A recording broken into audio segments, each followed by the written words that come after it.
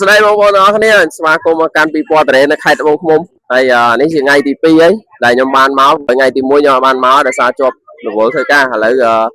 មកដល់ស្តង់គេហើយនៅច្រើនដែរបងប្អូនម៉ោងប្រហែលជា3តែមេឃយកធ្វើស្រួលទេមេឃស្អាប់មកដូចចង់រកភ្លៀងមិនអត់ដឹងនៅច្រើនណាបងប្អូនអាចអ្នកដែលអត់ទាន់មកអាចមកបានតែមានតរ៉េនេះមានការតាំងពិព័រណ៍ផ្សេងទៀតដូចជា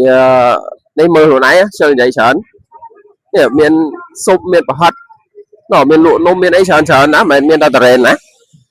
នេះចម្រុះ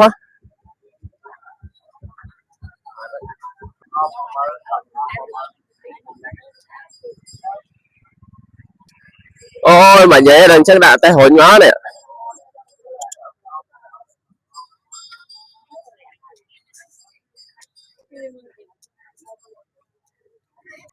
មកដល់ស្តង់ត្រេនបងប្អូនមិញខ្ញុំចូលពីខាងក្រោយមកអញ្ចឹង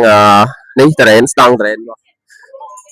បងប្អូនជាកសិករខាងខេត្តត្បូងឃ្មុំអត់ដឹងមកពីខាងណាខ្លះនេះអញ្ចឹងមានជំរើសច្រើនមែនតើមានចការខាង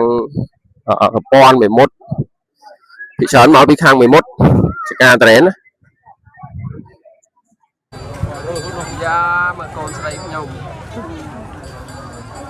វាច្រើនណាស់បងប្អូនថ្ងៃទី2អញ្ចឹងនៅសល់តែមួយថ្ងៃទៀតទេហើយអញ្ចឹងអ្នកដែលអត់មកអាចមកបាន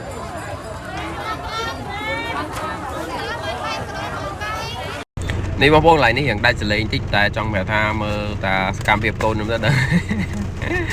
អើយនិយាយពីថាដល់កឲ្យបើកភ្នែកមានបណ្ណាបើកប៉ុណ្ណឹងទាំងអស់ហើយសម្រាប់តរ៉េនបងប្អូនមានច្រើនជ្រើសហើយនេះការតាំងពិព័រណ៍តរ៉េននៅថ្ងៃទី2ហើយអញ្ចឹងថ្ងៃស្អែកគឺជាថ្ងៃបញ្ចប់ហើយអញ្ចឹងបងប្អូនដែលអត់ទាន់មកអាចអញ្ជើញមកបានអរគុណ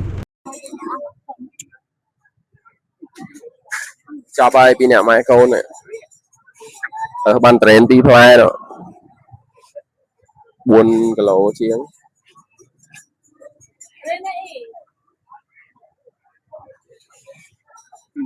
cóមានអីចង់និយាយចឹងថាមកដាក់ឡើយអីចង់និយាយអីពុកម៉ែបងប្អូនរកបងប្អូនអើយរក